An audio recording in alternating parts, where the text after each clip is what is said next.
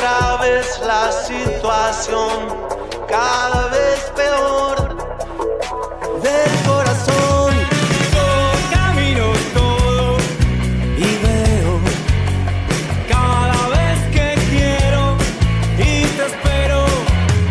Caminando, caminándote, mi calle de quizá yo pueda cambiar.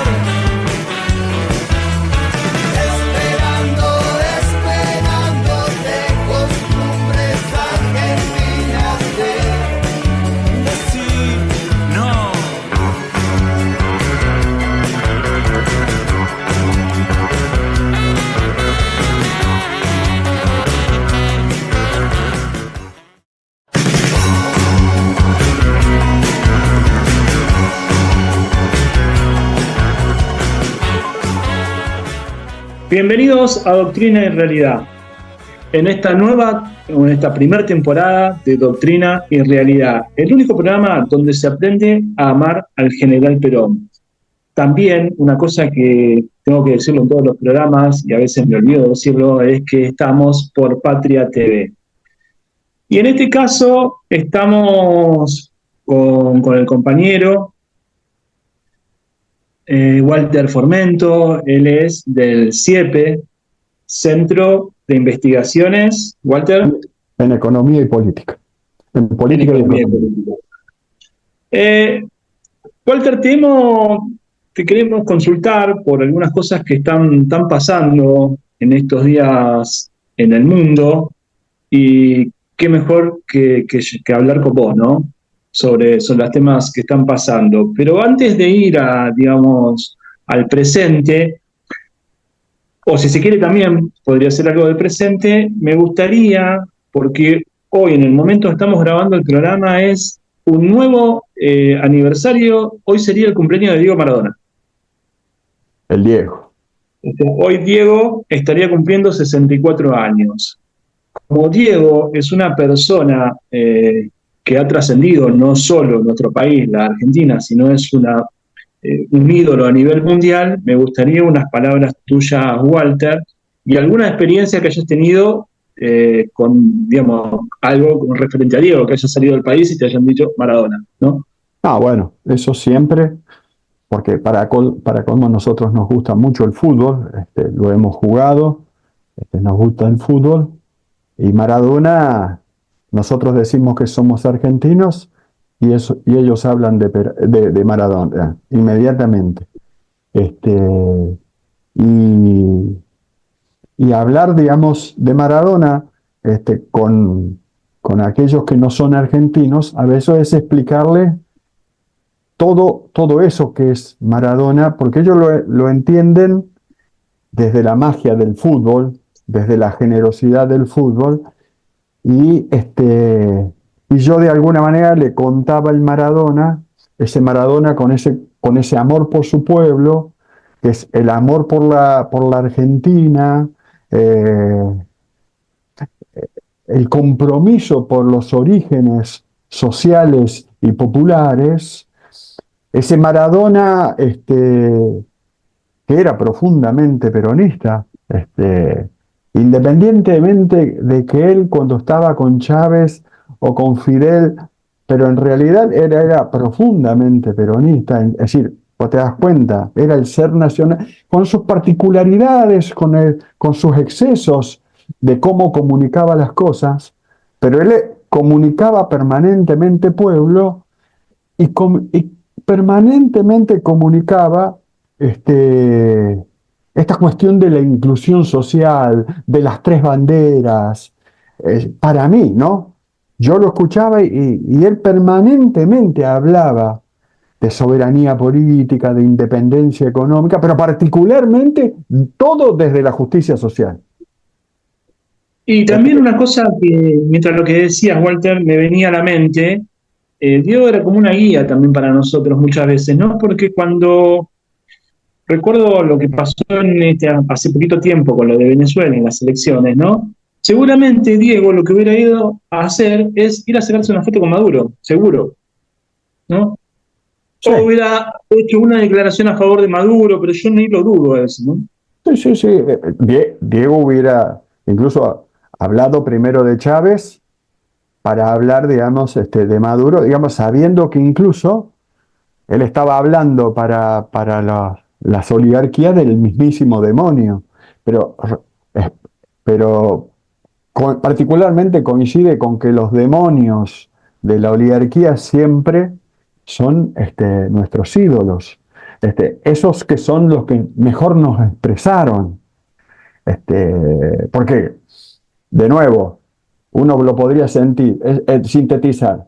Diego, los días más felices, bueno, cuando uno dice los días más felices siempre fueron con Perón, también los días más felices en lo que tiene que ver cuando lo veíamos a Diego fue con Diego. Y eso tenía que ver siempre con el fútbol, pero también con la irreverencia que excedía el fútbol para el caso de Diego, ¿no? En el caso de Sí, Perón, esas irreverencias siempre tenían un marco estratégico, porque era una persona sumamente cuidada, es decir, era un conocedor profundo y estructural de la irreverencia.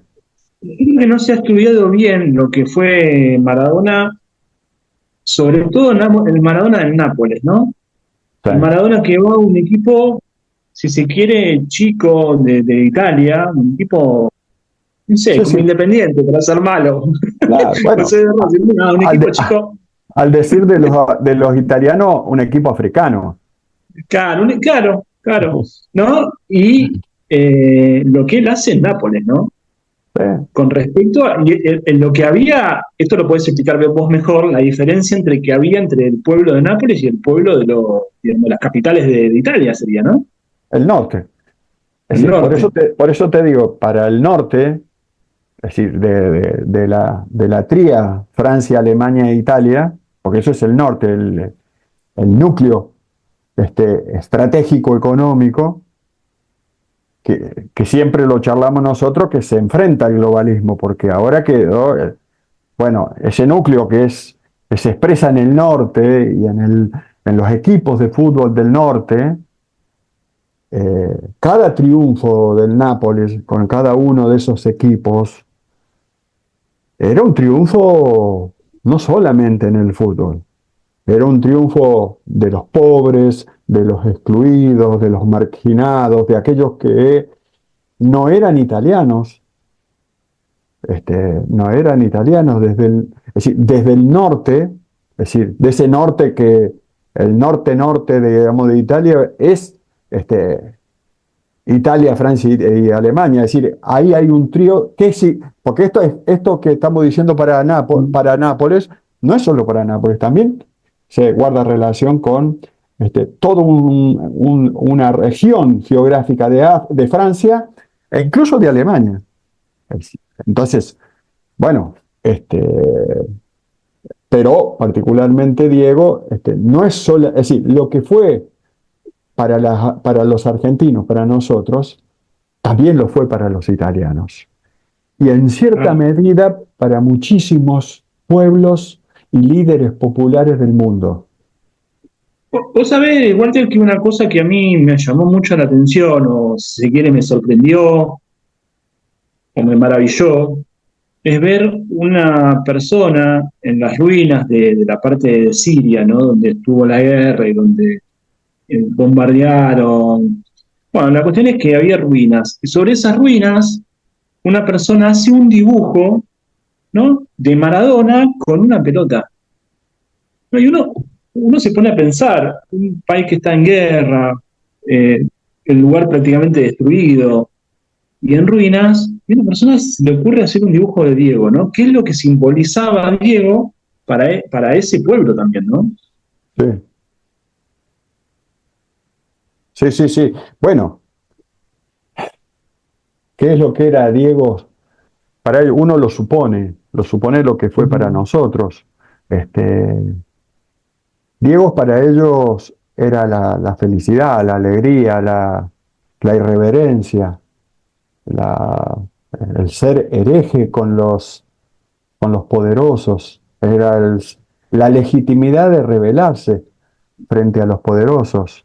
Este, entonces, e incluso la alegría de seguir viviendo en esos niveles de sufrimiento y de exclusión, con la fe de que la irreverencia es una bandera que puede ser enarbolada por los pobres, por los excluidos. Y eso Diego normalmente lo manifestaba, porque si bien era su situación económica cuando era ese ídolo, no era una situación económica de exclusión, él expresaba permanentemente sus orígenes, no el momento ese en el cual él se encontraba momentáneamente, porque él decía, este hecho que hoy yo tenga dinero, mucho dinero, es transitorio, incluso es accidental, pero esto, Darío, lo expresó en su diálogo con Gaddafi. Después de Ujú. haberlo esperado él 2 días y medio a que llegara la entrevista, pero cuando quería romper todo cuando no llegaba, ¿no es cierto? Y después se estrechó en un abrazo, y vos decís, pero el Diego que se podía haber revelado a todo, incluso él reconocía, por ejemplo, en ese caso con Gaddafi, o con Fidel, Ujú. o con Perón, ¿no es cierto? Pero lo que pasa es que no es contemporáneo de Perón. Claro, no Él, llegó a recono- conocerlo. claro, él reconocía que esos dos, de una u otra manera, eran la manifestación de la rebeldía y la herejía estructuralmente profunda, respecto de las oligarquías. Vos sabés, con respecto a la rebeldía y la sublevación, hubo algo en estos días en Perú, ¿no? Con respecto a esto, ¿no? Hubo una movilización de todo un pueblo en Perú.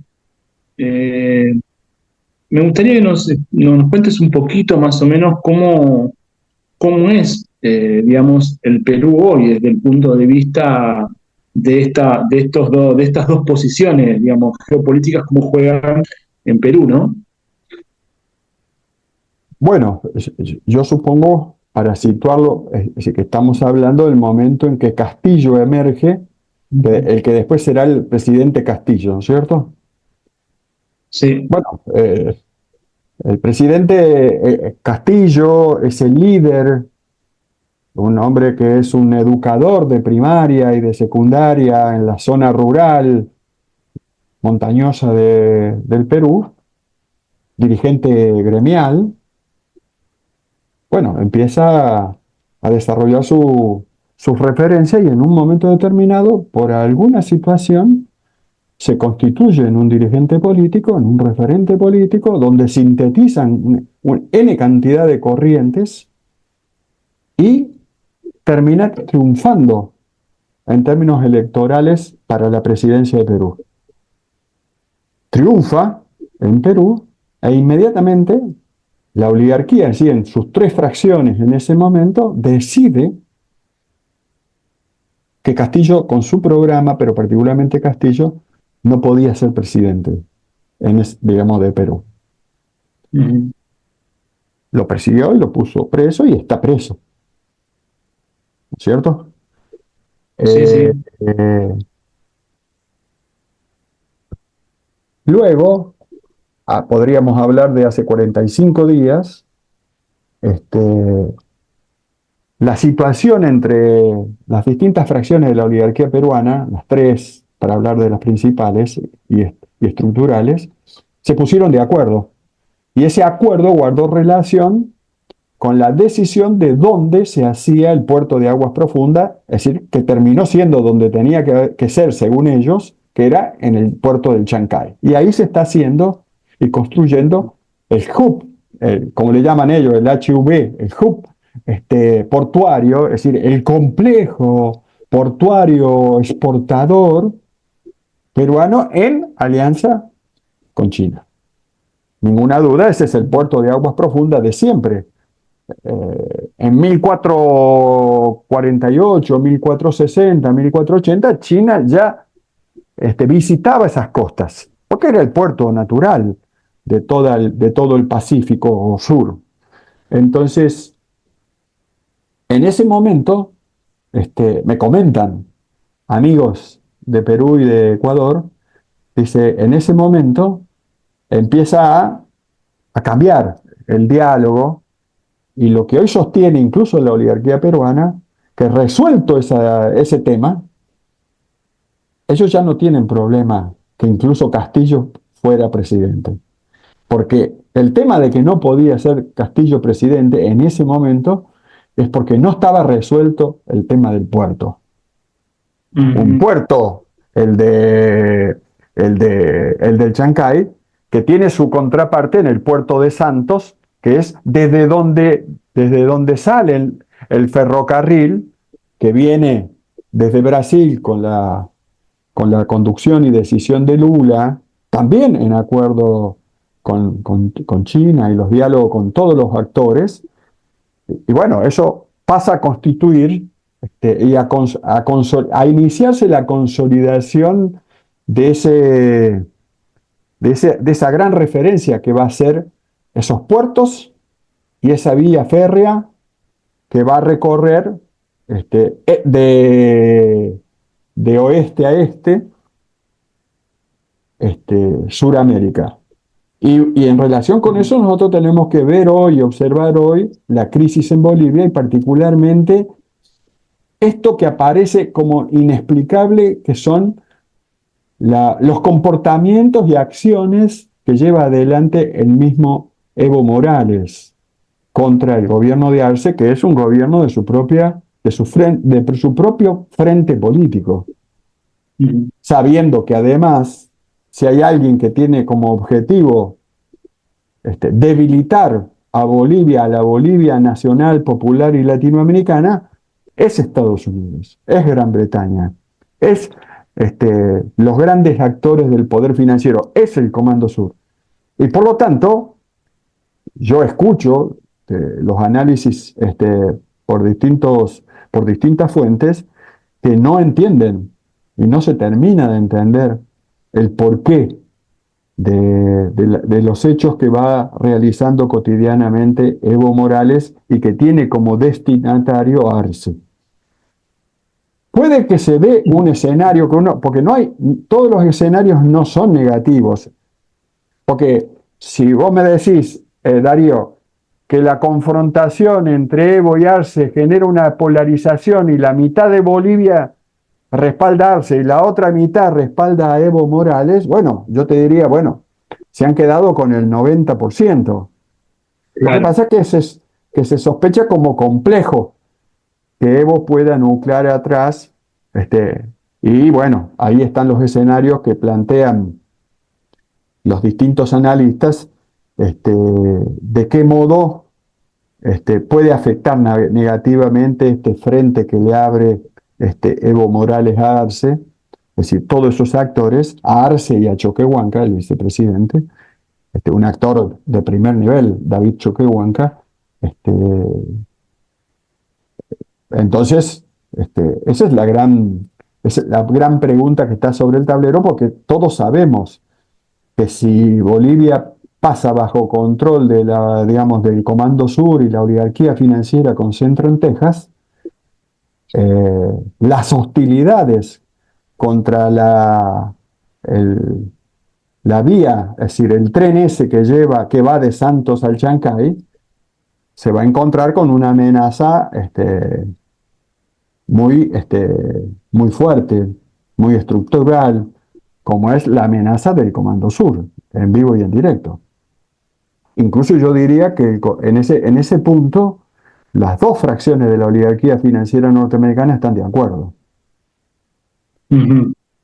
Mucho menos la oligarquía financiera global, porque normalmente la oligarquía financiera global es socia en los negocios de la soja con Brasil, y también lo va a hacer de los puertos en Perú, porque bueno, es una gran propietaria de la soja que se produce y se cosecha en todas las zonas fértiles de Sudamérica. Por eso digo que la amenaza principal ahí es el Comando Sur y es los grandes actores financieros de la banca comercial norteamericana con centro en Texas y en Florida. Es decir, estoy hablando del JP Morgan y de los Rockefeller. Claro. Ahí nombraste dos países que son pertenecientes a lo que alguna vez el general Perón llamó el ABC, ¿no? Nombraste a Brasil, perdón, a un país, ¿no? Nombraste a Brasil y por ahí nombraste, bueno, también Bolivia es límite con Argentina, pero hay una cosa que siempre me quedó dando vueltas, ¿qué es lo que sucedió finalmente con la reforma en Chile, ¿no? Con la reforma, si se quiere, con aquellas manifestaciones que había con respecto a los universitarios, que bien uno podría pensar que el modelo chileno en parte es el que quiere traer a la Argentina Javier Milei, ¿no? Y este, ahí hay una complejidad, digamos. Este, es cierto que el proyecto de universidad para Texas y para el Comando Sur es un proyecto de universidad y de movimiento universitario, estudiantil universitario, incluso de docentes, de la gremial docente. Es un proyecto de esa derecha libertaria, como se la nombra, y en realidad esa derecha, el concepto de libertario queda corto, porque es una derecha que expresa a a una oligarquía financiera que que se encuentra en una situación de doble amenaza estratégica. Por un lado, los actores financieros globales, que son los actores económicos mucho más dinámicos y fuertes a nivel mundial que la oligarquía continental norteamericana, con centro en Texas. Por lo tanto, ahí se ve con una amenaza fuerte y es su enemigo principal. Y por otro lado, tiene la amenaza de la multipolaridad, del nuevo proyecto de multipolaridad, de una multipolaridad de naciones y regiones, donde el concepto de pueblo, de nación y de región, de naciones, es central. Y en ese sentido, Texas, esa oligarquía, que ninguna duda tiene como objetivo principal asegurar su patio trasero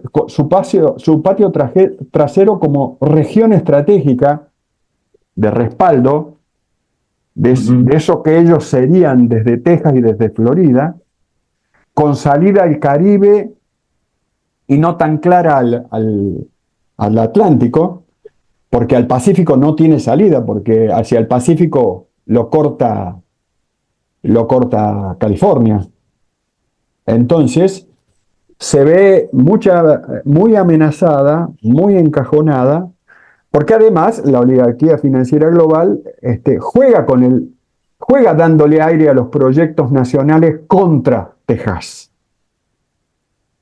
Juega, digamos, la oligarquía financiera global en tanto enemigo principal del continentalismo norteamericano, juega potenciando y alentando, digamos, los proyectos nacionales y populares en todas las naciones de Latinoamérica y el Caribe, hasta México.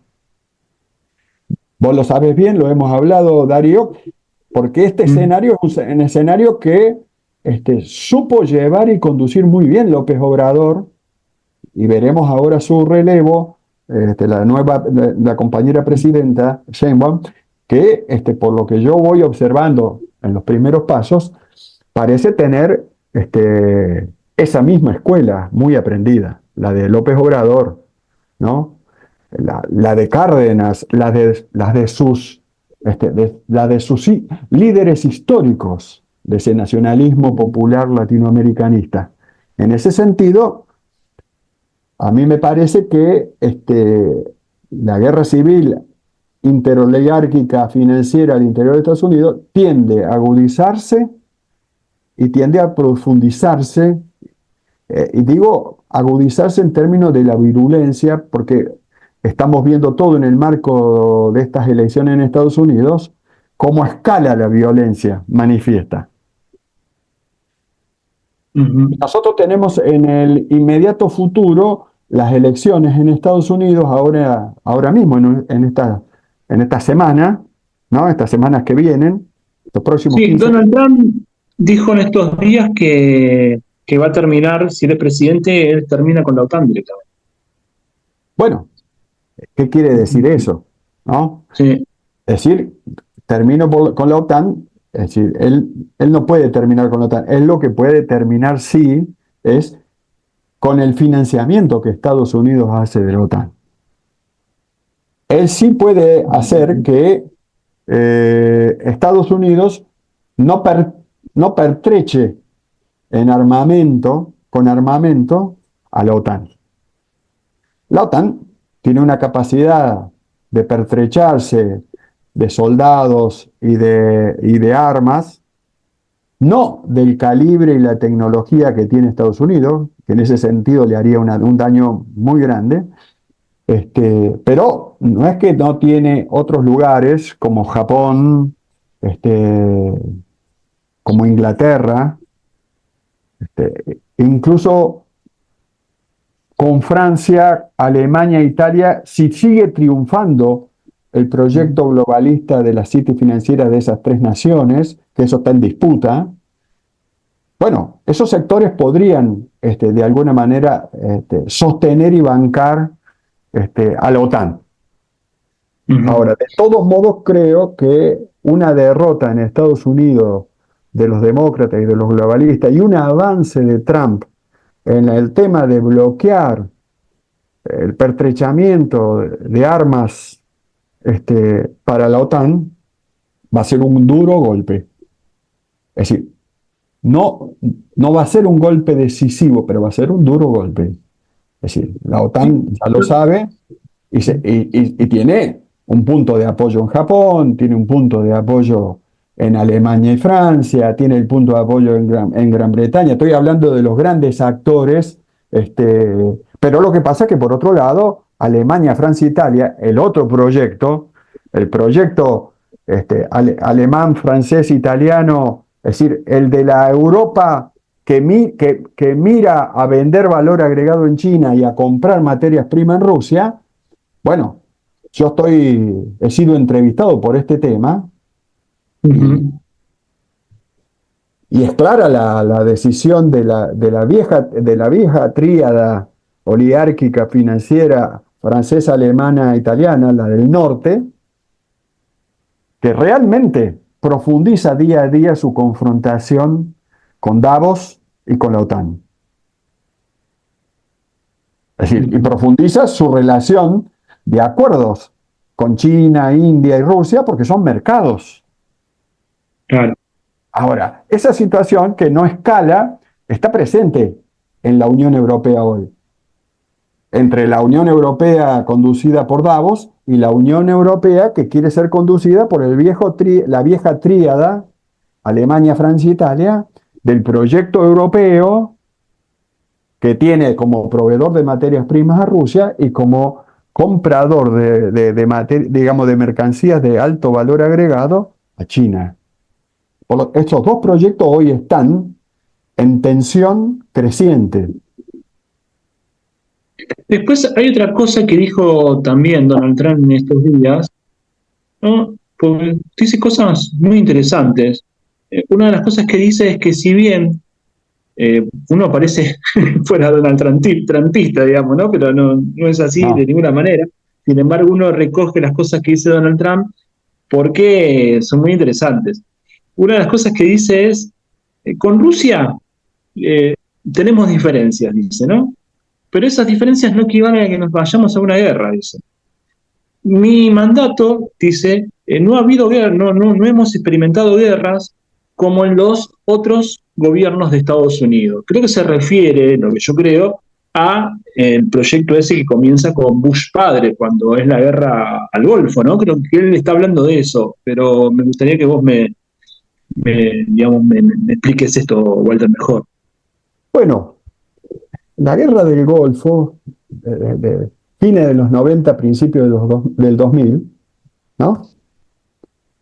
En realidad ahí la fractura, es decir, había una división, pero no había fractura en las oligarquías financieras norteamericanas. Es decir, había un hecho significativo que era la derogación de la ley Glass-Steagall, la caída de las Torres Gemelas en el 2001, pero estaba en ese primer momento de estallido de la crisis y primera transición. Por lo tanto, la oligarquía financiera continental con centro en los Rockefeller y en Texas y Florida tenía diferencias, pero todavía no eran cualitativas y estructurales con la otra oligarquía financiera, la de la banca financiera global y que es la de los Rothschild, ¿no? Eso, entre el 2007 y el 2013, se volvió estructural. Y nosotros podríamos decir que a partir del 2013, eso que se insinúa en 1999-2001 está consolidado. Es decir, hoy es claro. Por lo tanto, la derrota de la oligarquía financiera global en sus frentes, en Taiwán, en Ucrania, en Gaza, en la zona del Mar Rojo, allá en la entrada con Yemen, ¿no? Con los hutíes, e incluso la imposibilidad de escalar que tiene la OTAN desde Israel, porque todo digamos, la acción militar hoy de Israel es el Israel subordinado al esquema de la OTAN y de Davos, de la timba financiera de Davos. Porque si no, no tiene sujeto económico. Si vos no tenés sujeto económico, no sabés quién conduce y quién financia. Bueno,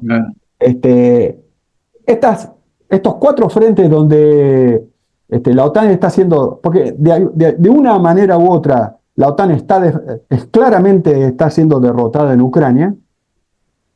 En Taiwán está derrotada porque ni siquiera han podido desembarcar desde Taiwán, es decir, no puede ni siquiera movilizar a Taiwán por la interna en Taiwán, porque en Taiwán vos tenés en el Parlamento, entre lo que tiene el Partido Comunista Chino, más lo que tiene el viejo Partido Blanco de los seguidores de Chiang Kai-shek, son mayoría en el Parlamento. Por lo tanto, el Parlamento de Taiwán no puede otorgarle, digamos, los avales a la presidenta, creo que es, de Taiwán, para autorizar el desembarco de la OTAN y usar a Taiwán como plataforma de proyección. Es cierto que las Fuerzas Armadas de Taiwán tienen una fuerte influencia decisiva de la OTAN, como la tienen en Australia.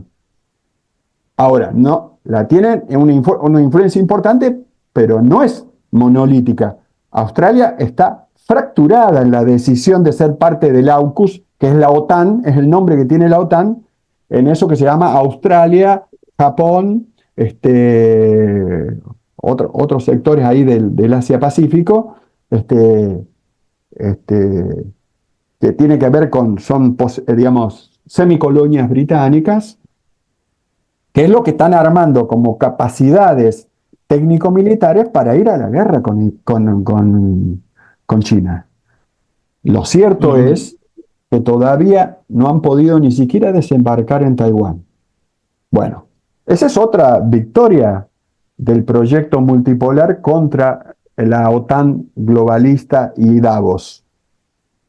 Eso debilita al Partido Demócrata norteamericano al interior de Estados Unidos, que hoy tiene como candidatos a la presidencia, yo ya no sé a quién, yo no sé si es Obama, si es Clinton, es decir, porque están todos en campaña.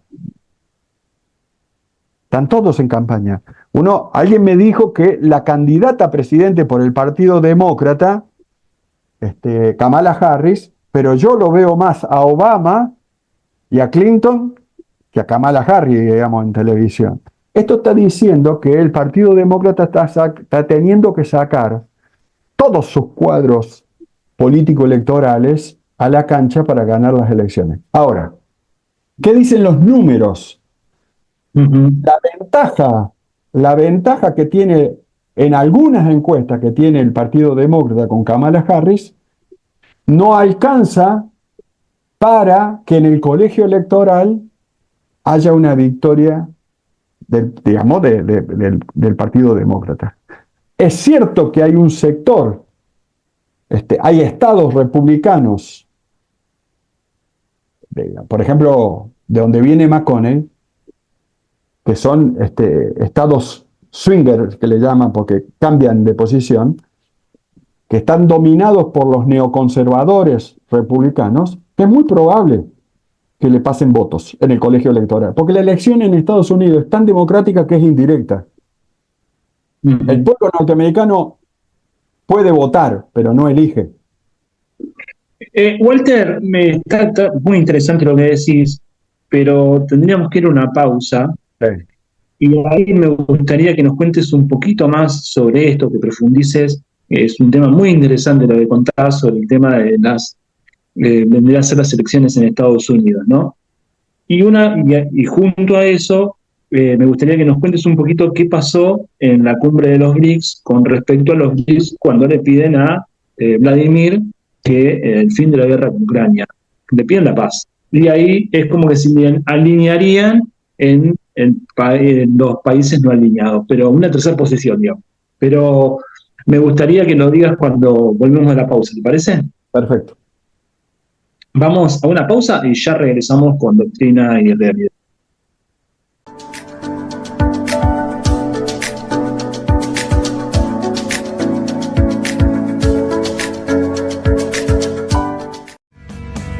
Cuánto hay en este cielo, cuánto hay en el infierno. I confess I was lost in the pages of the book, full of death, reading how we're dying on.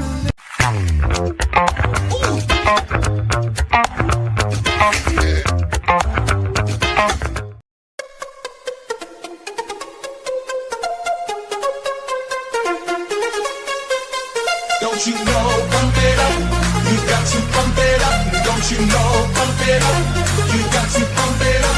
Don't you know, pump it up, pump it up, oh, pump it up, pump it up,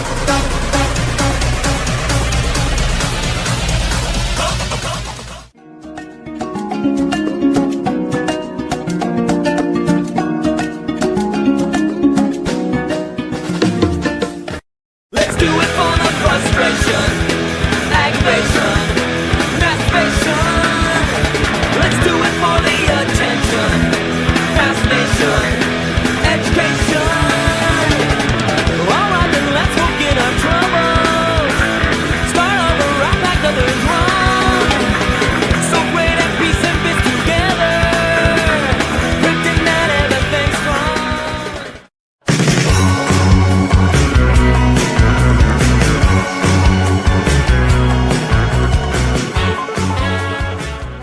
Y continuamos con Doctrina en Realidad, el único programa donde se aprende a amar al general Perón y que tiene que ver con la forma o la nueva forma de vivir de los argentinos.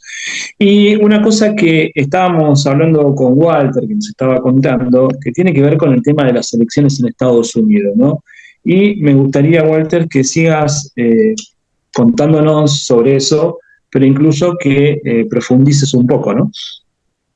Bueno, primero retomar y decir que las elecciones en Estados Unidos se da en un marco general y estructural en Estados Unidos y su sociedad y sus fuerzas políticas y gremiales, sea del empresariado o del mundo del trabajo, donde la caracterización general es de guerra civil. Es decir, hay una guerra civil en ascenso que empezó en 1999, 2001, 2007, es decir, desde 1999 al 2007 se consolida la fractura oligárquico-financiera en Estados Unidos, y eso toma forma de enfrentamiento y fractura de la sociedad norteamericana en dos bandos, que se agudiza, que se profundiza, que se agrava, y hoy uno podría decir que falta el momento en que eso tome formas violentas en dos bandos nítidamente identificados. Ese momento todavía no llegó, pero estamos en la transición. Digo, para saber cuando estamos hablando de Estados Unidos, ¿de qué estamos hablando? Es decir, Estados Unidos no es el Estados Unidos que en algún momento alguien nos contó. Estados Unidos ha perdido capacidades industriales estratégicas para competir con las capacidades industriales estratégicas de China e India. Ha perdido capacidades estratégicas en términos técnico-militares, es decir, de tecnología militar, para ir a una confrontación directa y decisiva con Rusia y la India, porque cuando uno confronta con Rusia, no confronta solo con Rusia. Es decir, Rusia tiene un mundo de aliados estratégicos de toda la vida, es decir, Rusia y la India, Indonesia, es decir, toda esa región era la región, digamos, de influencia Rusia o de los grandes acuerdos estratégicos de Rusia, cuando tenía que equilibrar las tensiones que venían desde China, donde a lo de China se sumaba la influencia de Estados Unidos sobre Pakistán y sobre China, que de alguna manera querían construir esa confrontación. Luego China, luego de Tiananmen, de la caída, es decir, del gran intento de golpe de Estado posterior a la caída de la Unión Soviética de 1989, empezamos a observar el desarrollo de una China que en el 2004 tenía un PBI que era un 25% del PBI de Estados Unidos, y hoy, 20 años después, el PBI de China es un PBI que empieza a superar cualitativamente y cuantitativamente el de Estados Unidos. Es decir, empieza a superarlo en distintas... Pero además, una China que además recuperó toda la zona británica de China, que había China perdido entre la Primera y Segunda Guerra del Opio de 1830-1862. China hoy solamente no controla Manaos y Hong Kong y Taiwán. Todo lo otro lo controla. Por lo tanto, cuando hablamos de la OTAN, de Davos, del proyecto global, también se encuentra debilitado. Pero particularmente lo importante de la OTAN y de Davos es la fractura que producen al interior de Estados Unidos. Porque el proyecto globalista de Davos, de la oligarquía financiera de Davos, que tiene a la OTAN como su brazo armado, bueno, tuvo que derrotar a los Estados Unidos, que tenían centro en Texas, en la banca comercial, es decir, que solamente controlan hoy parte del Comando Central, y particularmente el Comando Sur y Latinoamérica. No controlan otra cosa, el Comando Sur. Ahora, ahí hay una guerra civil que dio paso a esta confrontación que hoy observamos entre el multipolarismo y el unipolarismo global. Ahora, la confrontación al interior de las oligarquías financieras entre el unipolarismo financiero global, con centro en Davos, y el unipolarismo financiero continental, con centro en Texas y en Florida, es más viejo que la puja que hay entre los proyectos unipolares financieros versus Rusia, China y la India, para no sumar los otros, conocemos, y por lo tanto, digo esto para que entendamos que la confrontación no tiene dos lados, no tiene dos actores, sino que tiene una multiplicidad de actores que, si uno no sabe ordenar contradicción principal, primera contradicción secundaria, segunda contradicción secundaria, es muy fácil de que nos empantanemos y se nos confundan todos los planos y veamos fortalezas donde hay debilidades y creamos ver debilidades donde hay fortalezas. Que es lo que estamos diciendo. Cuando hablamos de Estados Unidos, ya estamos cometiendo un error si hablamos de Estados Unidos como si hubiera uno solo. Claro. Es decir, hay dos Estados Unidos. El que tiene conducción de los intereses financieros globales, con centro en Davos, y su instrumento militar es la OTAN. Y por otro lado, el Estados Unidos de Texas y Florida, que tiene centro de gravedad en Texas y Florida, pero la región centro, núcleo central de apoyo estratégico es las Américas. América del Norte, América del Centro y América del Sur. Es decir, si el Comando Sur, si la oligarquía tejana, es decir, ese Comando Sur que en Argentina se expresa en Bullrich, si no logran mantener el control dominante total de las tres Américas, la América del Sur, la América del Centro y la América del Norte, tienen un problema grave con los actores financieros globales. Pero también emergió el proyecto multipolar. Y el proyecto multipolar, es decir, que compite hoy estratégicamente con ventaja contra el globalismo en términos económicos estratégicos, también compite en términos militares estratégicos con la OTAN, que es el actor del capitalismo financiero más fuerte en términos técnico-militares de esta área, del área capitalista, y por lo tanto, imagínense la situación en que se encuentra lo que llamamos el continentalismo con centro en Texas, que lo único que le queda es el Comando Sur, y a partir del Comando Sur, su principal base de apoyo en términos de estructura militar, que es la estructura narco. Que es la estructura, los narcos, que el principal actor que financia y mantiene y sostiene todo eso, es el Comando Sur. ¿No es cierto? A partir de las distintas ministras de seguridad que haya en cada uno de los países. Es decir, Bullrich expresa eso en Argentina y Bolsonaro lo expresa en Brasil.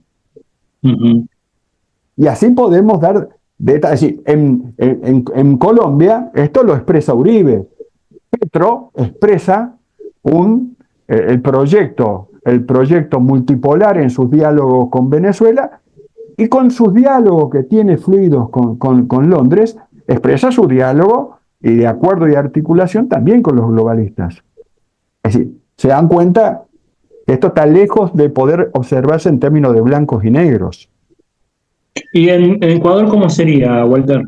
Bueno, en Ecuador, que es siempre un país tapón, a mí me cuesta tener los nombres y apellidos, pero el actual gobierno golpista en Ecuador, porque ha ganado utilizando mecanismos COSO, está fuertemente vinculado al Comando Sur, y por lo tanto su principal punto de apoyo es Medellín, es Uribe, porque en Colombia una cosa es Bogotá con Petro, que tiene un diálogo fluido con Londres, pero también tiene un diálogo fluido con Venezuela, con Lula, es decir, con Lula, con la Venezuela de Maduro y el multipolarismo. Es decir, Petro es muy bien visto por los inversores chinos, los inversores de la India, los inversores de Brasil, los grandes inversores de Brasil, e incluso tiene una alianza estructural muy sólida con Maduro y esa Venezuela. Y vos te das cuenta que lo que estamos diciendo, Darío, de todo lo que hablamos en la primera parte, a veces parece que uno cuando hace el análisis, bueno, pero acá me decías una cosa y en esto otro me decís otra cosa. Es claro, porque cuando uno focaliza el escenario, ahí sitúa el análisis y ahí adquieren valor cada uno de las grandes dimensiones y los grandes actores. Por eso es tan importante en la primera parte lo que hicimos, porque uno da cuenta de la dimensión general. Tesis número 1 de la primera página del primer cuaderno Gloria de Perón. Claro. Es decir, Ahora, con respecto a Perón, Algo que ha sucedido, que te preguntaba cuando terminaba el bloque anterior, una cumbre de los BRICS, donde se le pide a Vladimir Putin, presidente de Rusia, el fin de la guerra con Ucrania, ¿no? Y acá, perdón, y acá me gustaría, Walter, que nos hagas un poquito de historia con respecto a lo que fue los países no alineados, porque esto suena a tercer posición, ¿no? Claro. Es decir, yo quisiera que me volvieras a redondear la pregunta, porque me quedó Sí. ahí una cosa que no me quedó clara. La última. No, no, con el pedido de los países miembros de los BRICS, que bien nuestros compañeros, muchos de nuestros compañeros lo llaman la nueva hora de los pueblos, ¿no? Eh, con el pedido de los miembros del BRICS a Rusia y el fin de la guerra con Ucrania, ¿no? Bueno, Pedido de paz, sobre todo, ¿no? sí, sí, sí. Bueno, este, Rusia y Putin no tienen ningún problema, digamos, en avanzar hacia la paz. El tema es que el que tiene que declararse derrotado y vencido es la OTAN y Davos. Bueno, la oligarquía financiera global que tiene asiento en Davos y en el banco eh, de, de asientos, el BIS, está lejos de plantear su derrota. Es cierto que está siendo derrotado en Ucrania. Es cierto que no puede desembarcar desde Taiwán, en Taiwán, y a partir de ahí abrir las hostilidades. Es cierto que se les complicó la zona del Mar Rojo en la entrada, allá por la zona sur de África, por la acción de los hutíes, es decir, del Yemen. El Yemen, un Yemen, digamos, que históricamente tuvo una guerra civil entre las dos líneas, una que respondía, digamos, más cercana a Irán en su historia y su composición, y la otra Arabia Saudita. Hoy esos dos sectores están unidos, no hay fractura en Yemen. Por lo tanto, el Yemen está actuando unido y de esa manera tiene una capacidad para golpear todo el transporte marítimo global que genera mucho daño al comercio internacional. Y esto es un dato importante porque estamos diciendo que Irán y Arabia Saudita tienen una alianza estratégica consolidada, a la cual se suma Rusia, que es el otro gran productor de petróleo y gas fósil, en la OPEP+.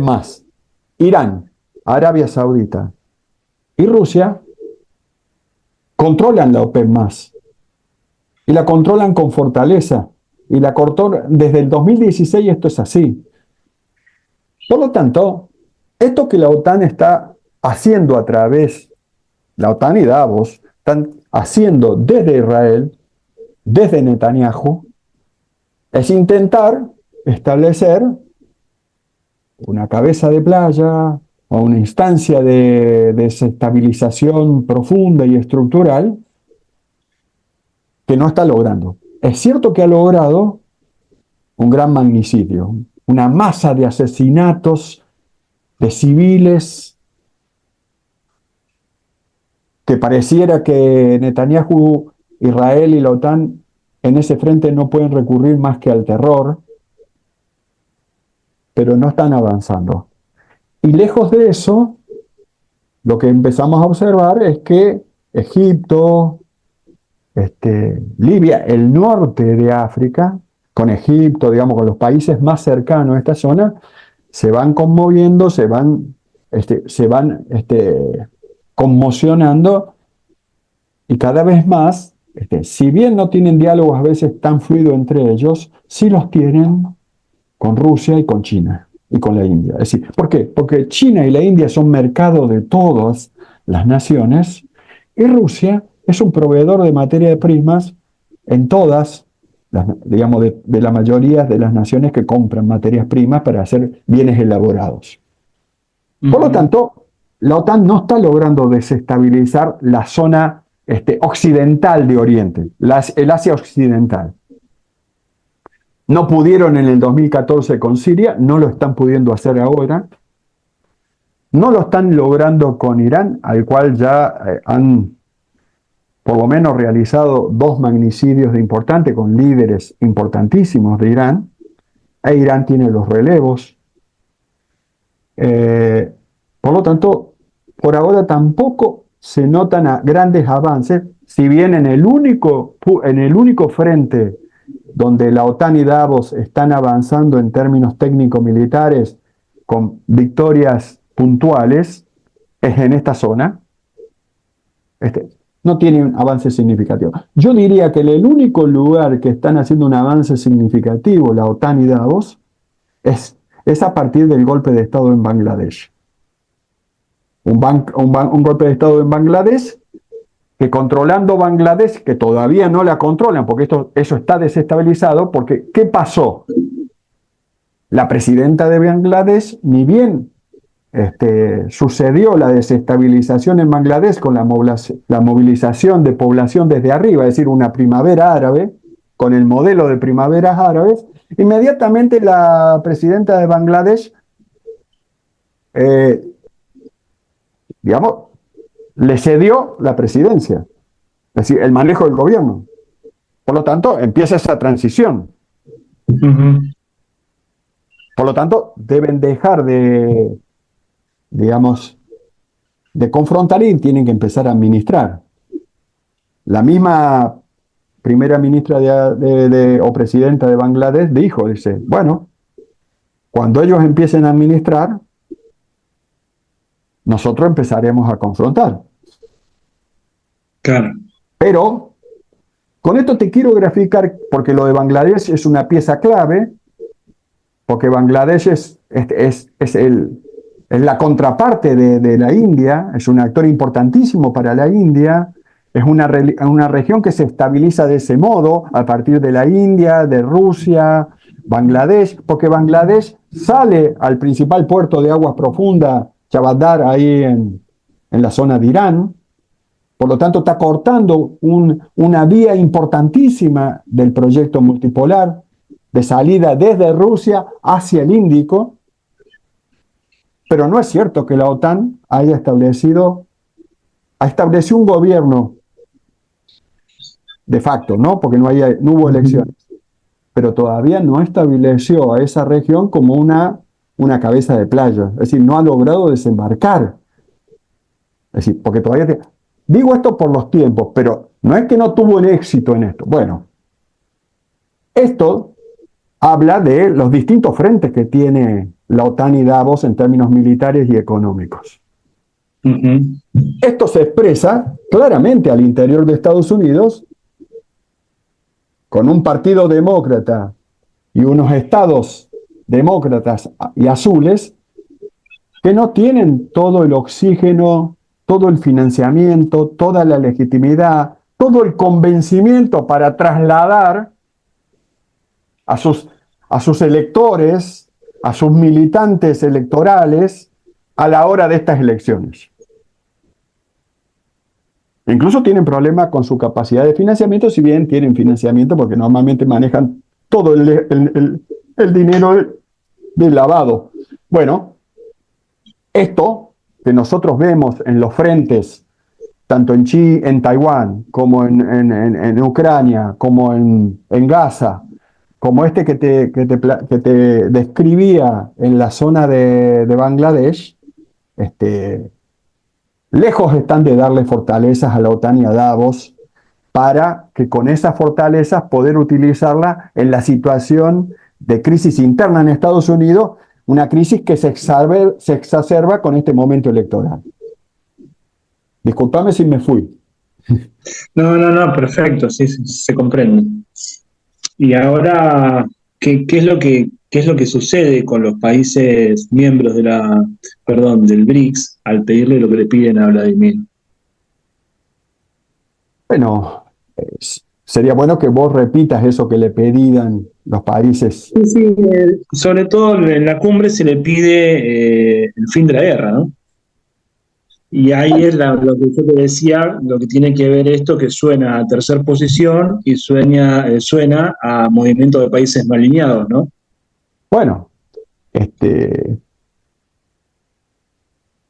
está bien el pedido de que de alguna manera se resuelva la guerra. El tema es que Rusia no puede finalizar la guerra si la OTAN no ha sido vencida, si no, si no se declara vencida, si no cesa en sus objetivos de desestabilizar la región para de alguna manera derrotar a Rusia. Y por lo que uno observa, la OTAN y Davos no han manifestado que han cesado en su voluntad de conquista, de guerra y de la decisión de desestabilizar digamos, y controlar Rusia. Por lo tanto, Putin cometería un error estratégico Claro, en plantear un escenario de paz donde no están dadas las condiciones, ni siquiera se armó la mesa de negociación.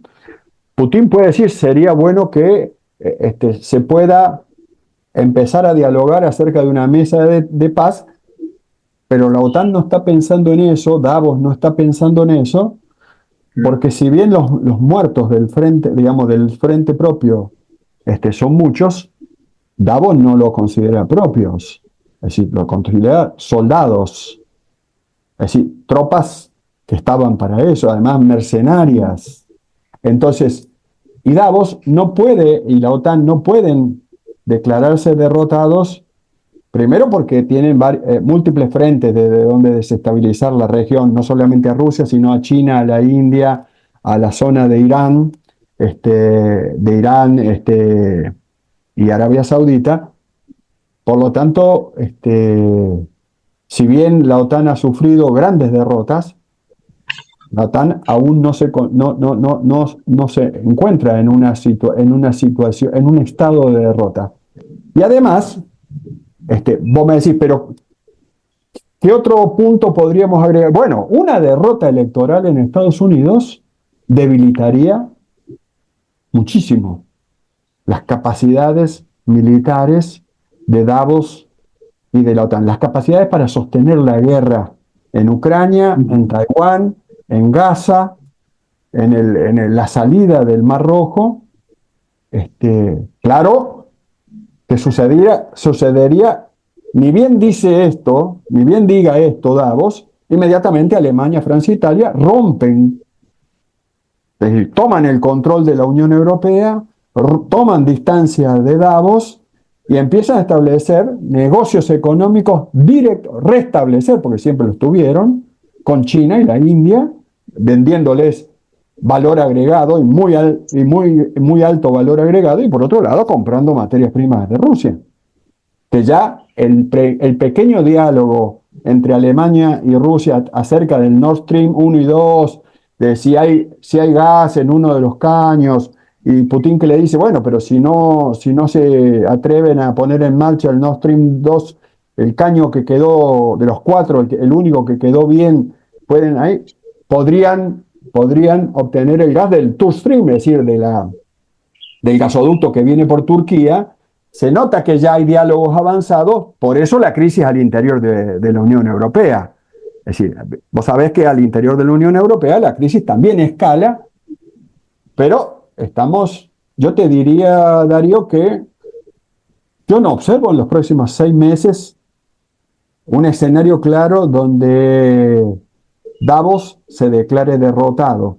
Más aún,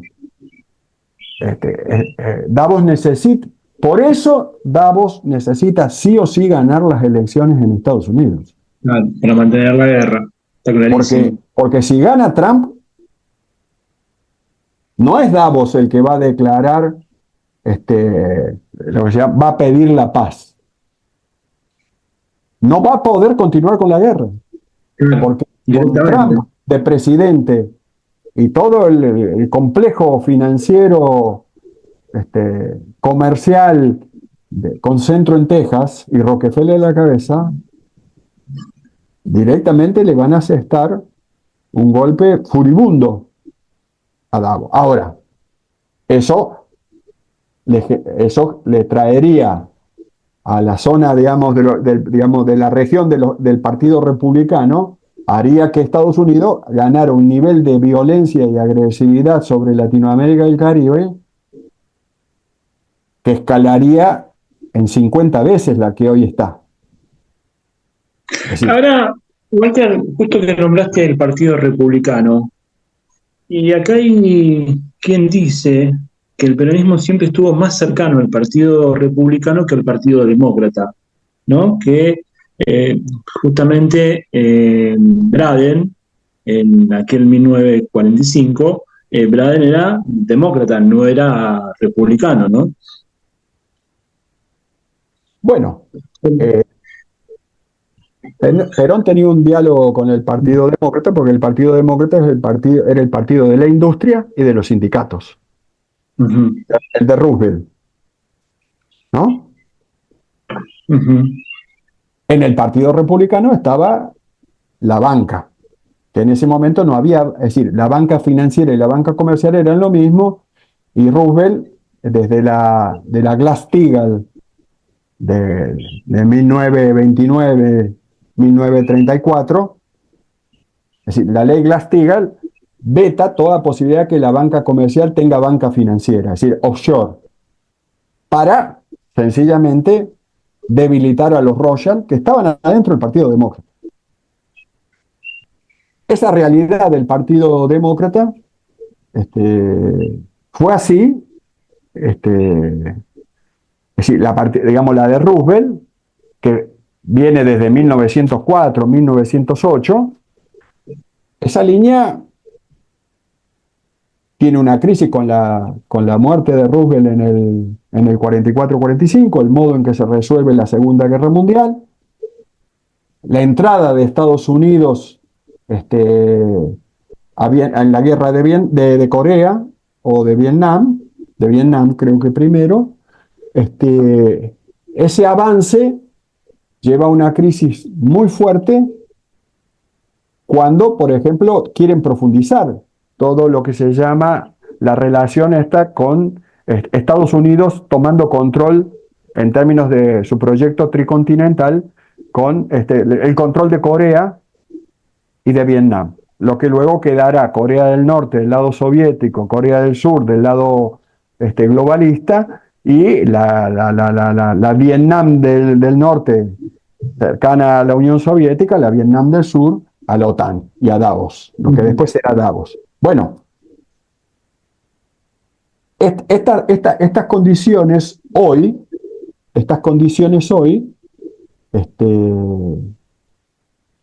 si llega a haber, por ejemplo, una derrota y aceptación de la derrota de la OTAN, inmediatamente vos tendrías que China, Rusia, la India, retomarían el control de los territorios que antes habían sido fracturados. Vos viste que esta semana salió el tema de, pero ¿por qué Corea del Norte está poniendo a disposición todas sus fuerzas armadas para resolver lo de Ucrania, para resolver lo que haya que resolver? ¿Y por qué además pone a disposición todo su arsenal y su fábrica de municiones? Bueno, porque Corea del Norte y la Unión Soviética eran lo mismo y hoy siguen siendo hermanos en esas temas. Porque, es decir, como Corea del Norte plantea esta relación con Rusia, Corea del Sur la plantea con la OTAN y con Davos. Claro. Ahora, es cierto que la OTAN hoy está debilitada, y está debilitada por la fractura al interior de Estados Unidos. Una fractura que es estructural y no es táctica, es una fractura estructural, sistémica, que no se puede resolver con un parlamento. Sentémonos a tomar un café, Darío. no se resuelve esto así. Más aún, no tiene resolución. Roma, la caída de Roma, sucedió siguiendo los mismos pasos. La fractura de la oligarquía romana, la que se expandió, es decir, la que se globalizó en ese momento y tomó control de las hordas bárbaras, francas y germanas, utilizó de mercenarios a las hordas bárbaras, francas y germanas para vencer a la Roma, que no se había podido expandir. Y esa fue la guerra civil. Ujú. No va a pasar de otro modo. Es decir, sigue las grandes leyes. Entonces, ¿qué posibilidad tiene la OTAN y Davos de plantear una tregua y una negociación? Bueno, me imagino que Rusia, China, India, incluso Irán, le van a plantear lo que se llaman las cuestiones de la derrota. Es decir, cuáles son las deudas que tienen que pagar, y esas deudas se pagan en territorio. Entonces, yo creo que todavía no nos encontramos en ese momento. Yo no creo que nos encontremos en ese momento. Más lejos de eso. Pero como estamos en el medio del escenario electoral norteamericano, hasta mediados de noviembre, porque vamos a ver cómo todo esto tiñe el escenario electoral norteamericano, que ya lo tiñó hace 4 años, imagínate lo que va a ser ahora. Va a ser mucho más agresivo, porque, por ejemplo, vos me decís, los sectores con centro en Texas y Florida, eso no tendría ningún problema de plantear la paz, un acuerdo con Rusia, China y la India. Táctico. Vos me decís, ¿por qué? Porque lo que habría que ceder y conceder no tiene nada que ver con lo que es de ellos. Entonces, ahora, los actores financieros, los grandes actores de la oligarquía financiera global, están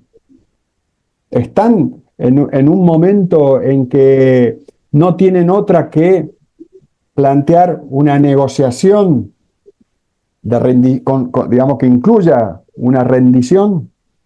Yo no creo que todavía se encuentren en ese momento. Es decir, me parece que porque rendirse significa perder y dejar de ser lo que son. Entonces, yo no veo a la oligarquía con centro en Davos, es decir, donde estamos hablando de los Rothschild, Sí, sí. rindiéndose. Vos me decís, ¿un escenario de tregua? Claro que pueden pedir una tregua. El tema es que en ese caso ni Rusia, ni China, ni la India le van a conceder una tregua porque saben qué es lo que hay del otro lado. Entonces, no, yo creo que este proceso histórico va a continuar con toda esta complejidad. ¿Por qué?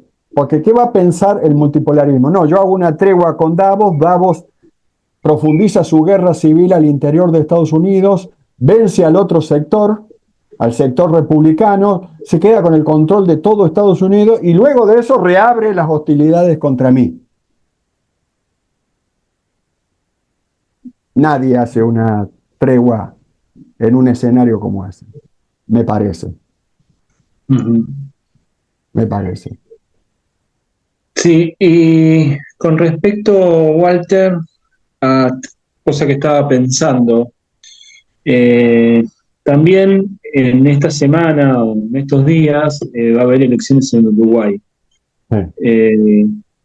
Y ahí me gustaría tu mirada con respecto a esto, ¿no? Regresando a Sudamérica, ¿no? Sí. No. Yo creo que las elecciones de Estados Unidos, en Uruguay, el mejor escenario para Argentina, para Brasil, es decir, para el proyecto nacional en Argentina y Brasil, es el triunfo de un proyecto nacional suramericano, latinoamericano en Uruguay.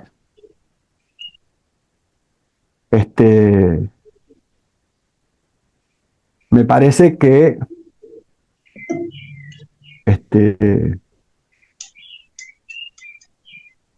va a estar muy complejo porque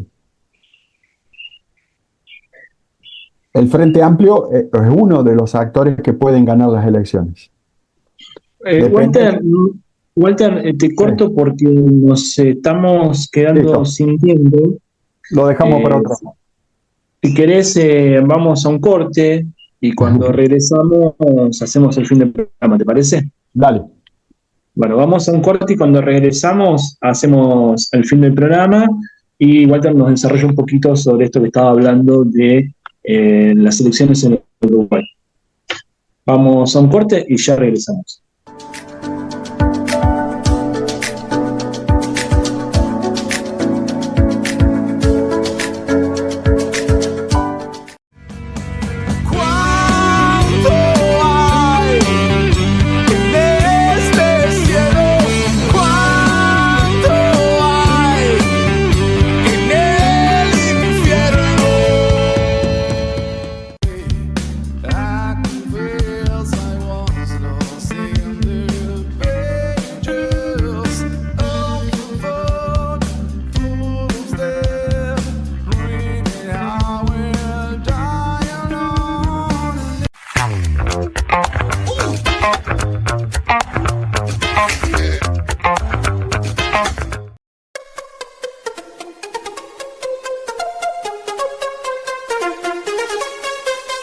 Don't you know, pump it up, you got to pump it up. Don't you know, pump it up, you got to pump it up.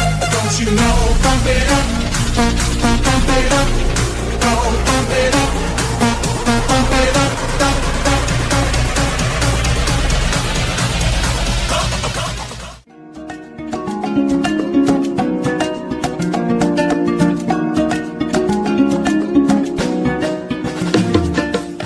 Let's do it for the frustration, aggravation, masturbation.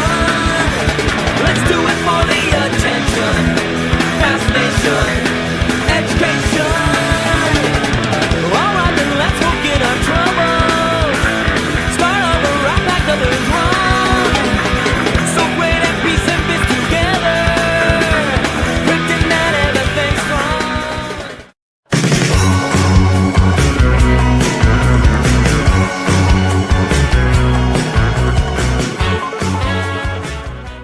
Y continuamos con Doctrina y Realidad y la pregunta, bueno, lo que estabas contando con respecto a lo que sucede en Uruguay y cómo esto es favorable o no a la Argentina, ¿no?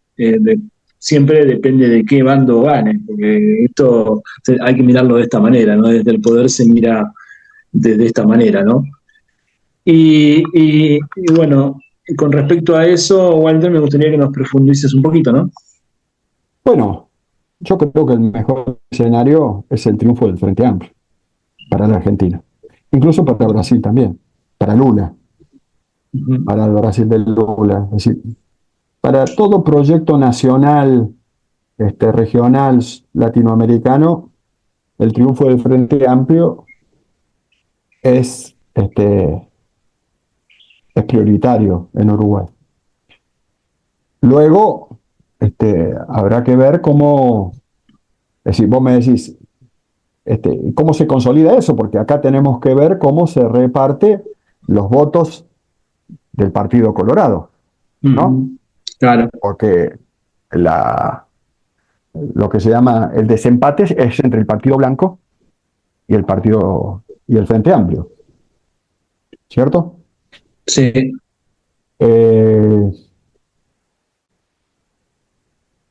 Sabemos que este Partido Blanco no es el viejo Partido Blanco de Metol Ferré,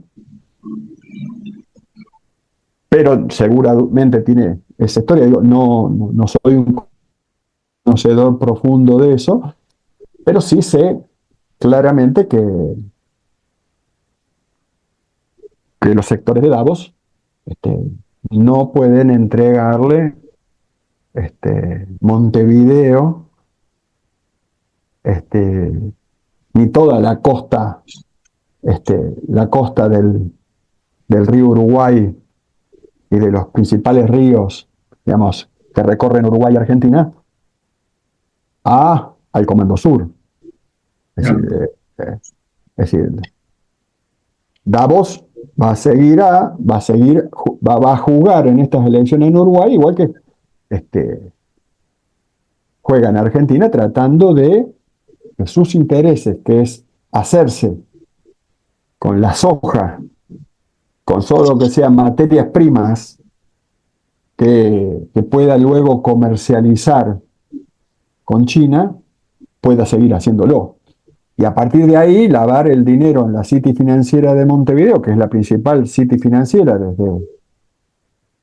desde 1820, con Ponsonby y Canning a la cabeza. Y en ese sentido tiene que seguramente los sectores del Partido Colorado, incluso los electores, tal vez decidan acompañar un triunfo del Frente Amplio. Digo el Frente Amplio porque tiene diálogos mucho más amplios,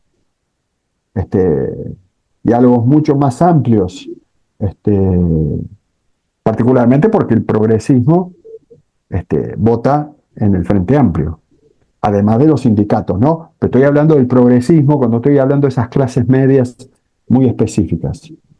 Entonces, yo creo que hay un escenario de probabilidad importante de que triunfe el Frente Amplio. Si así lo sucediera, lo que estaría triunfando en Uruguay es un actor que es un presidente que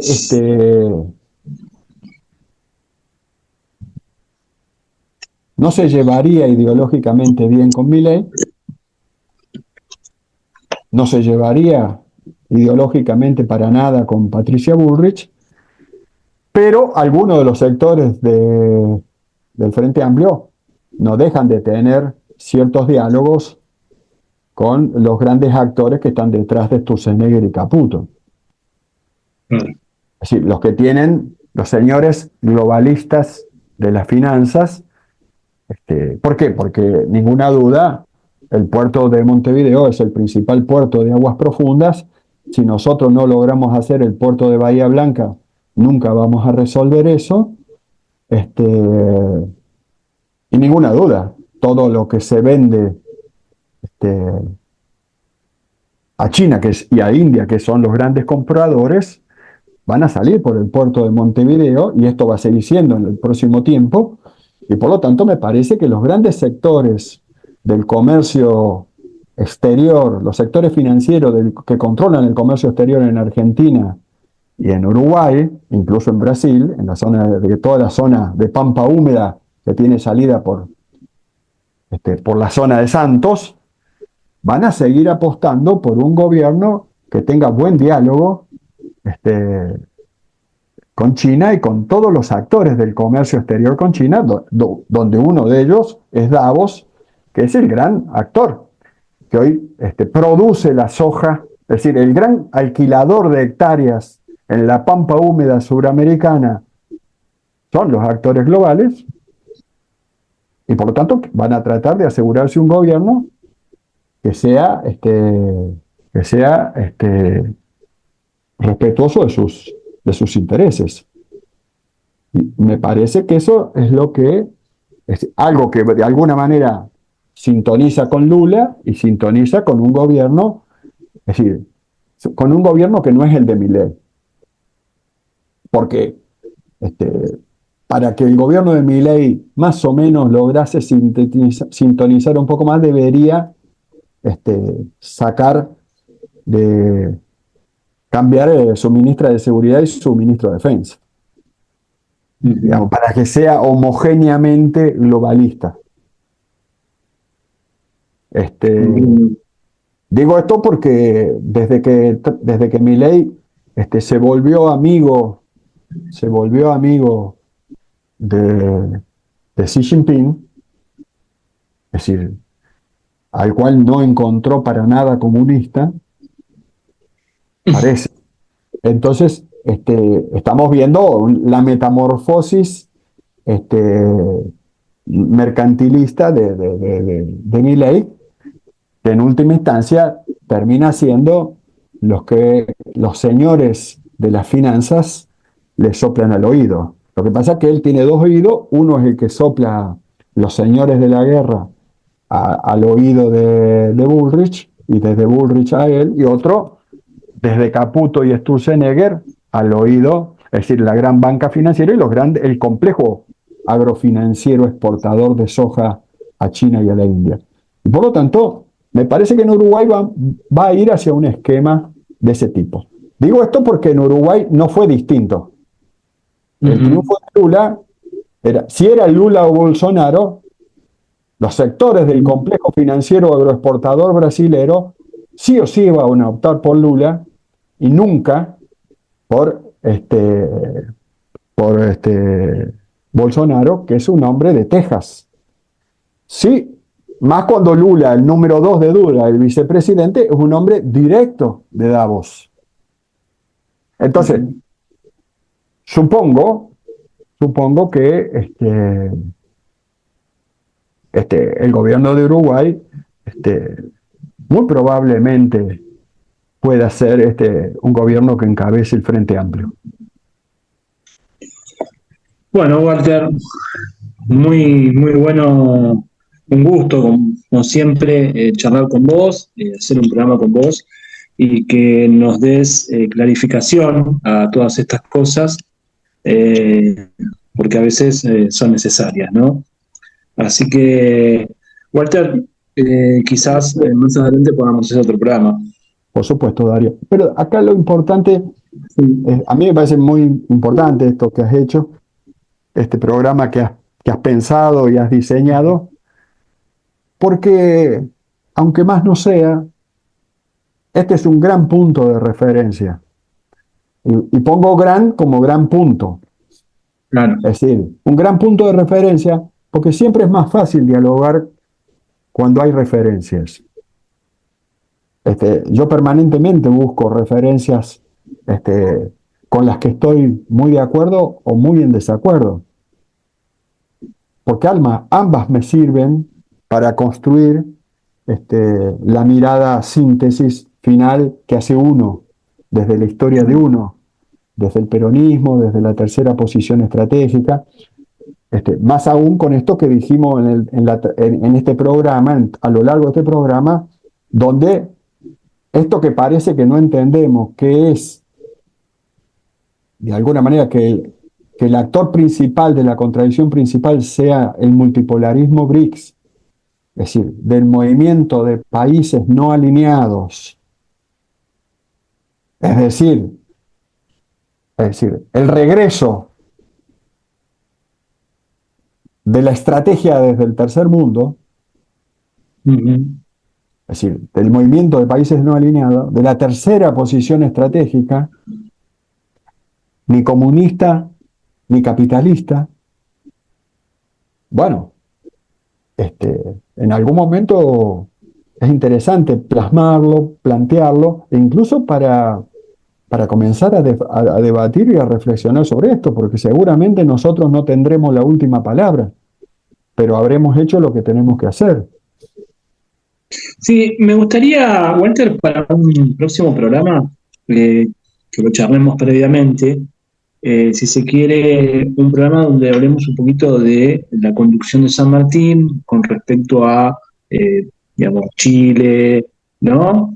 Perú, ¿no? Y después, si se Claro. quiere, también un poquito de Rosas, y después en Perón, también la idea del ABC, desarrollar un poquito más la idea de los países no alineados, un programa más en torno a el interior del peronismo, si se quiere, a la mirada de estos tres conductores que tuvimos, ¿no? Dentro del movimiento, que fueron San Martín precisamente, General San Martín, General Rosas, perdón, el brigadier Rosas, Juan Manuel de Rosas, y el General San Martín, ¿no? Y el general Perón. Y perdón, el General Perón. Que Sí, sí, sí. obviamente Perón era sanmartiniano, ¿no? No, por supuesto, él era todo eso. Es decir, Sí, porque sí. tiene la posibilidad de rescatar y sintetizar, que también lo era, que también lo planteaba Irigoyen mucho de eso. Porque de hecho, por eso el movimiento nacional irigoyenista también es fundador del peronismo, y Perón digamos, lo ve así, lo considera así y lo contiene de ese modo. Claro, hay algo que creo que hablábamos cuando pensábamos el programa, ahora me hiciste acordar, que no lo planteé el programa, pero sería bueno antes de terminar.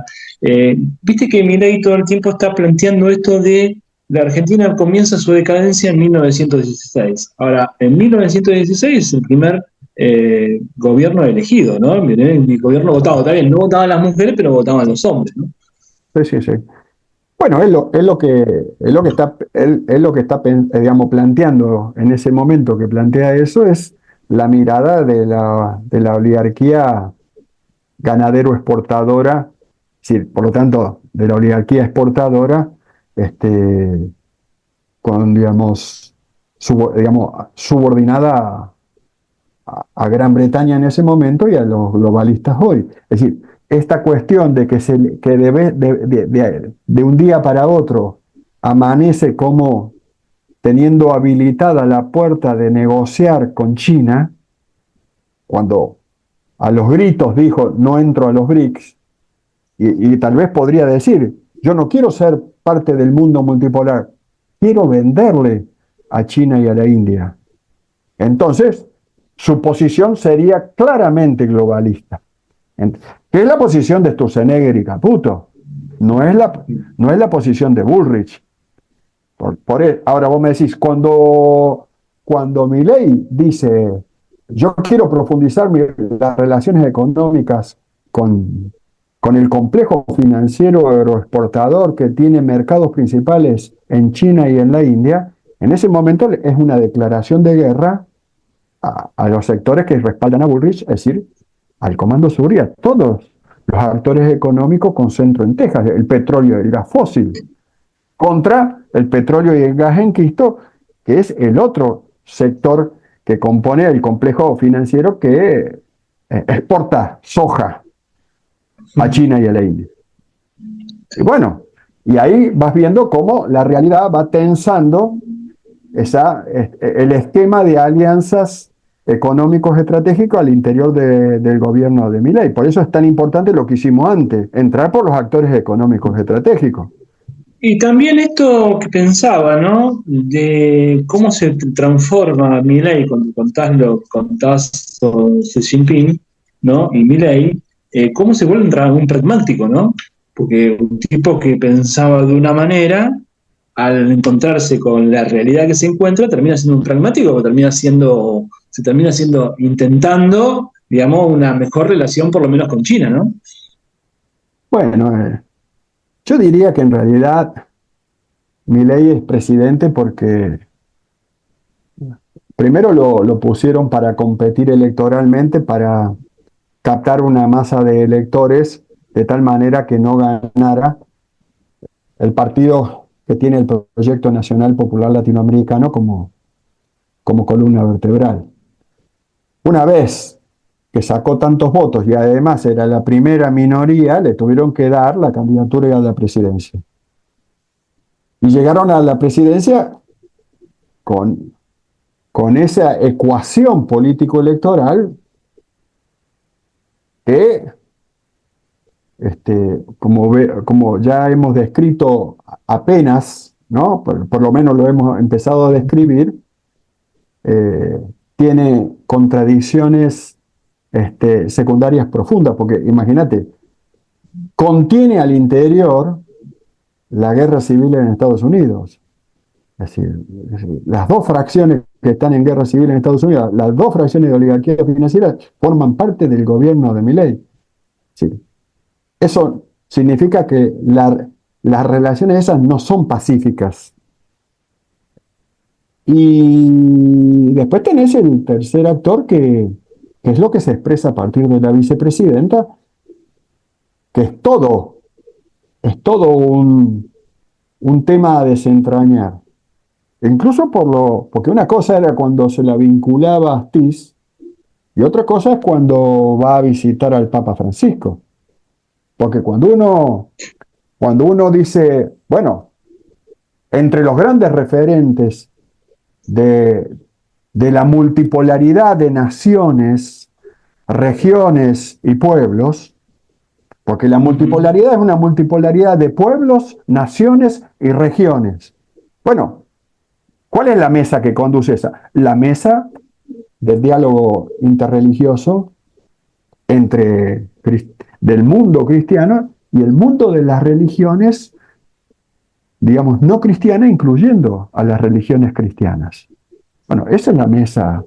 Es decir, hoy cuando uno dice Bandung, bueno, cuando fue la reunión, cuando fue esa reunión de diálogo cristiano e interreligioso, a mí, digamos, no te digo inmediatamente, Darío, porque me costó un poquito entender, pero porque esa mesa realmente se parece a la de Bandung. Lo que no se parece es en las formas, porque en Bandung eran presidentes, eran primeros ministros. Bueno, lo que pasa es que esa era en la era de los continentalismos. Ahora, en la era de los universalismos, del universalismo, ¿cómo sería la mesa? Porque como nosotros no tuvimos, es decir, no tenemos historia de la última reunión digamos, donde se conducía el universal. Es decir, en esa misa nunca leímos ese libro. Bueno, tal vez toma esta forma. Es decir, el Bandung de hoy, a lo mejor es ese diálogo digamos, la mesa de diálogo entre cristianos interreligiosos. ¿Entendés? ¿Por qué no? Claro. ¿Por qué no? Si el gran referente estratégico de Putin es el patriarca de Moscú y el gran referente de Erdogan es el otro cristianismo ortodoxo, la otra facción. Por lo tanto, yo no lo sé, pero a lo mejor también se va a sentar, digamos, esa pata, la que tiene a Turquía como un punto importantísimo, la gran capital digamos, de los otomanos, es decir, del cristianismo de Oriente. Claro. Cuando nos vamos en la historia larga, no es un tema de mi especialidad, no la conozco en detalle, Darío, pero los grandes trazos uno los lee, porque tarde o temprano digamos, uno tiene que leerlos, pero porque para mí la mesa a nivel universal que conduce es la del diálogo digamos, entre cristianos y entre religiones. Esa es la gran mesa político-estratégica. Igual que una cosa. Por eso digo que el jefe, por eso pongo de gráfico que el gran referente de Putin es Cirilo. Y Kirill tiene un diálogo digamos, muy profundo con Francisco. No sé qué quiere decir esto, Darío, pero lo digo. Y ahí también una cosa que cuando contás lo de Villarroel, también la reunión que tuvo con Isabel, ¿no? Cosa que más de uno, bueno, ¿qué es lo que se nos escapó, no? Claro, o qué nos quieren decir, digamos, porque viste que hubo todo un momento en que se la asoció directamente a Astiz. Y a la provocación que hizo Astiz en la previa de la guerra de Malvinas, es decir, ya estábamos en el contexto de la guerra con la OTAN, porque eso era la OTAN en 1981-82, y en el 79 también lo era. Por lo tanto, el escenario con Chile y el escenario de Malvinas, pero particularmente el lugar de Astiz en el escenario Malvinas, siendo el que desembarca primero como dando iniciada la guerra. Sabiendo, hipotetizando con las posibilidades de, bueno, ¿qué sector de las Fuerzas Armadas avaló, legitimó lo de Astiz? ¿No es cierto? Porque parecía que en realidad la OTAN y Gran Bretaña necesitaban de la guerra de Malvinas para quedarse con el paso bioceánico para una hipótesis político-estratégico que tenía la OTAN y Davos en los próximos 100 años, donde el centro de gravedad pasaba al sur, digamos, al hemisferio sur, y el paso bioceánico sur-sur, entre Atlántico Sur, Pacífico Sur y Océano Antártico, se volvía central. Bueno, vos fíjate que hoy es relevante, todo lo que sucede en esa región se vuelve relevante. Por eso es tan importante el hecho de China cerrando el acuerdo con Perú en el puerto de Chancay, que hablábamos antes. No, y pensaba una cosa que habíamos hablado justo que contabas esto, ¿no? De Malvinas y del paso bioceánico. Esto que te había preguntado en un programa antes, que tiene que ver con el puerto que quiere hacer China ahí, ¿no? Por supuesto, digo, Como meterle una cuña a la OTAN, digamos, ¿no? ¿qué sería eso? Pero de todos modos, la OTAN ya lo hizo y lo tiene. Uh-huh. Y lo otro es que China forma parte del puerto que hay, digamos, de lo que se está desarrollando en el puerto de Santos y lo que se está desarrollando en el puerto del Chancay. Por eso sería importante ver si el puerto de Bahía Blanca se convierte en un puerto de esas características, por las características que tiene, porque vos me decís, ¿qué le daría peso específico a un peso específico de relevancia igual que el puerto de Santos al puerto de Bahía Blanca? Y bueno, la posibilidad de que converja ahí todo lo principal de la pampa húmeda suramericana, es decir, Latinoamérica, es decir, Argentina, que es la parte más importante de la pampa húmeda, que va a Santos. Por lo tanto, porque desde el puerto de Bahía Blanca se puede articular con el puerto de Santos. Pero también desde el puerto de Bahía, en el momento en que Argentina recupere soberanía nuevamente sobre el Río de la Plata, Paraná, Paraguay, hacia arriba, también desarrollar esa vía.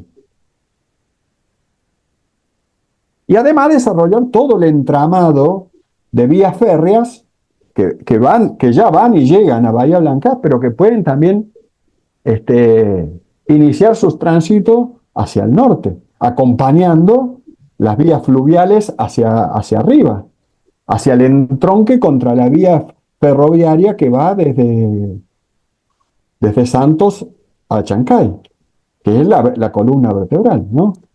Entonces, también otra cosa que pensaba es cómo lo que debe pasar por un soldado que estuvo en Malvinas cuando el presidente plantea, o es más, cuando le trae a Boris Johnson al balcón del que tuvo Perón, por ejemplo, ¿no?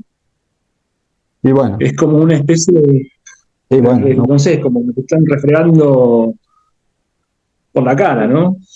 no, bueno, lo primero que comunica Milei con eso es que, es decir, él no tiene ninguna intención de defender la soberanía que defendimos todos los argentinos, nacionales, populares, latinoamericanos, pero argentinos durante la guerra del Beagle y la guerra de Malvinas. Es decir, porque en las dos estuvo atrás la OTAN. Ahí no estuvo ni Chile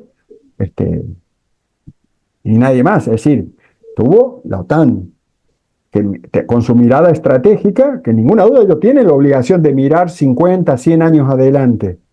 Y además es mucho más fácil para una potencia de primer nivel mirar así, porque tienen datos e intereses.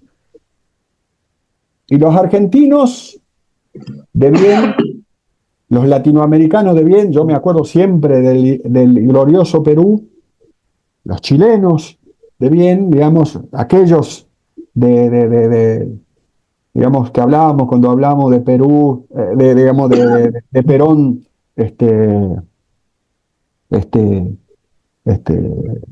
Getulio Iñiguez era el presidente de Chile, ¿no?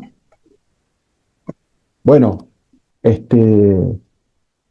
para aquello que que era de alguna manera lo que fue el gran proyecto de Argentina, Brasil y Chile, de los 40, nadie de esos puede haber visto ese momento con alegría, sino lo vio como tristeza.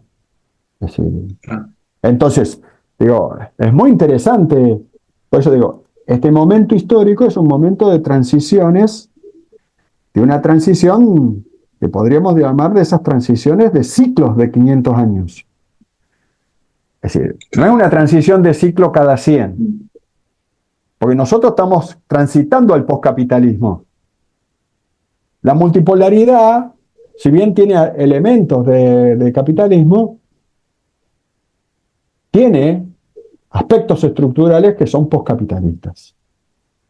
Ujú. Un poscapitalismo que no mira hacia el comunismo.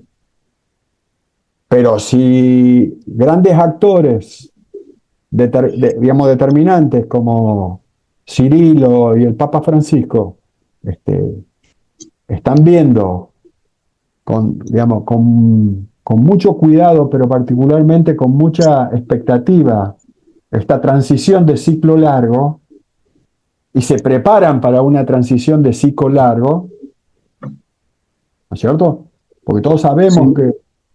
que cuando en el Vaticano hay los papas tienen estas capacidades que tiene el Papa Francisco, es porque las etapas que siguen en los próximos 400, 500, 100, 500 años son cualitativamente estructurales. Y sabiendo que lo estructural se gana desde el inicio, no en la última recta, no en los últimos 100 años, en los primeros. Vos sabés que una cosa que leía el otro día o escuchaba tiene que ver con esto de que los cardenales que nombró Francisco en su papado, la mayoría son muy jóvenes, ¿no? Con referencia a otros cardenales de otros momentos, ¿no? Y hay hasta, por ejemplo, cardenales con, no sé, 50 años, ¿no? O sea, eso quiere decir que vamos a tener un papa seguramente posterior a Francisco, joven, ¿no? Sí, sí, sí, puede ser. Seguramente lo importante, además, que está formado para los desafíos que vienen en los próximos 500 años. Es decir, porque todo lo que resolvemos hoy, lo resolvemos para los próximos 400, 500 años. Por eso es tan importante resolverlo teniendo en cuenta que lo que tenemos que construir hacia adelante es diálogo multipolar. ¿Entendés? Porque me parece que cuando el Papa Francisco habla del diálogo ecuménico interreligioso, es otro modo de hablar de diálogo multipolar. Ujú. Y acá podríamos dejarlo, Darío. Yo no sé si vamos a tener un primer cierre como este. Sí, la verdad está buenísimo. Y lo dejamos, lo que sigue, lo dejamos para un próximo programa. ¿Te parece, Walter? Por supuesto, Darío, por supuesto. Así que, bueno, muchísimas gracias, Walter, por estar aquí con nosotros, por brindarnos tu conocimiento, brindarnos lo que sabés, lo que has aprendido en todos estos años que venís aprendiendo y que venís enseñando también, ¿no?, a otros compañeros, que venís clarificando, como yo decía antes, dando luz a un montón de cuestiones que, bueno, se necesita de personas así como vos que nos guíen, que nos abran puertas para poder ver esto de una manera, si se quiere, más completa, ¿no? Bueno, Darío, eso yo te agradezco las palabras. Vos sabés que todos hemos aprendido de los que estuvieron antes en este lugar que estamos nosotros ahora. Hemos aprendido de ellos, hemos tratado de ir aportándonos cosas, y seguimos en un diálogo permanente con distintos compañeros y compañeras a nivel nacional y latinoamericano, y en ese diálogo aprendiendo, no solamente transmitiendo. Y hoy lo que pusimos en común es una síntesis de todos estos diálogos que venimos teniendo, porque nuestro camino es dialogal, ¿no? Nuestro camino es dialogal, es decir, y yo desde que me acuerdo que empezamos a sentarnos en mesas a tomar un café, agua, o comernos un asado y charlar, en esas mesas dialogales, yo creo que por lo menos desde 1991 uno viene aprendiendo en cada una de esas mesas en que se sienta, y siempre sintetizando lo que va aprendiendo, es decir, pasándolo en limpio con una mirada nacional, popular, latinoamericanista y pluriversal hoy. Es lo que le agregamos. Esto es lo nuevo: nacional, popular, latinoamericanista y pluriversal. Es decir, universal en el sentido de la pluriversalidad de naciones que debe reconocer la universalidad. Una universalidad dicha así no reconoce un único. No, nosotros somos pluriversales. Es decir, sintetizamos sosteniendo la heterogeneidad. Walter, ahora sí. Te mando un abrazo grande. Te agradezco mucho. Gracias a vos, Walter, por estar ahí con nosotros. Gracias a Claudia Avanzo, que ella es la que produce, también ahora se ha agregado también Darío Ortega, junto a Darío Ortega, en un programa Darío, en otro programa Claudia. Así que gracias a Claudia, gracias también a Darío. Claudia, Darío, gracias. Abrazo. Nos vemos en un próximo programa de Doctrina en Realidad. Hasta la próxima.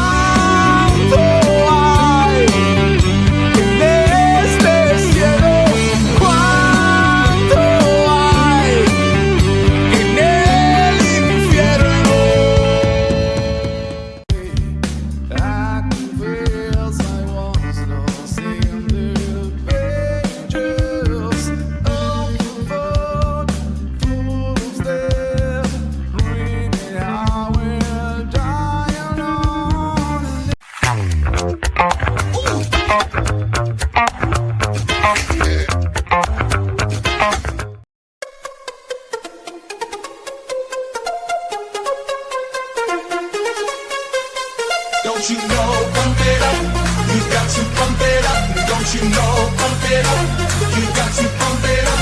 Don't you know, pump it up, pump it up, go pump it up.